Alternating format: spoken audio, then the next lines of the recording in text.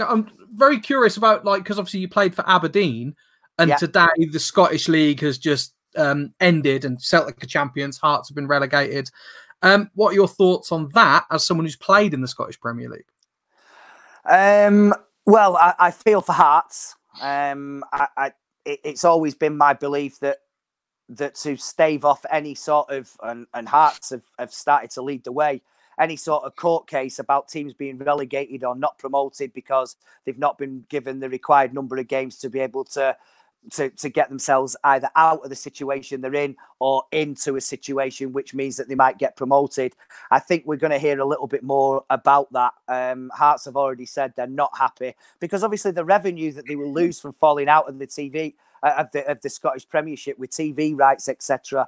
I know that the money in the SPL isn't as anywhere near like it is in the English Premier League or probably even the Championship, but it still means that they can operate on a reasonably decent budget. Dropping into the Scottish Championship is gonna have huge implications, not just for the players, but I would imagine for the staff as well. And I think we're going to see a lot more of this. I don't know how the voting system has worked.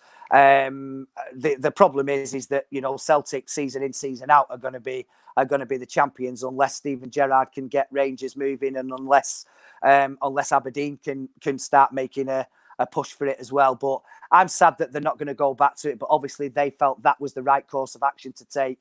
It will just be very interesting to see where Hearts go with this now. Yeah, and just on that, a lot of clubs are going to lose a lot financially, aren't they? We're going to see the clubs crumbling and disappearing. Look at Burton Albion today. They've obviously, Cloughey's stepped aside as manager, and they've obviously got the ex-Derby captain in there now to save money. Is it? Yeah. Well, I mean, this is going to be the problem. I mean, these clubs are not getting any revenue. They're having no games. And what games that they might have to play are going to be behind closed doors. And that is something that worried me when you know, I've had people getting in touch with me on Twitter saying, you know, we're a non-league club and, you know, we could really use any sort of donations that you can give. And can you speak to other people to see? I mean, there must be hundreds of clubs in that boat. And what we don't want to see is with all the money that does come into the game, you know, the Premier League bringing in what, you know, I don't know, is it 5 billion a season or something like that with where it goes all over the world? Then, you know, one avenue surely must be to filter some of that down to make sure that we don't get another Bury on our hands and a league club falls. I can't for the life of me see how that was ever allowed to happen. And I really do genuinely hope that whenever we do start up again, we still have our full quota of 92 league clubs.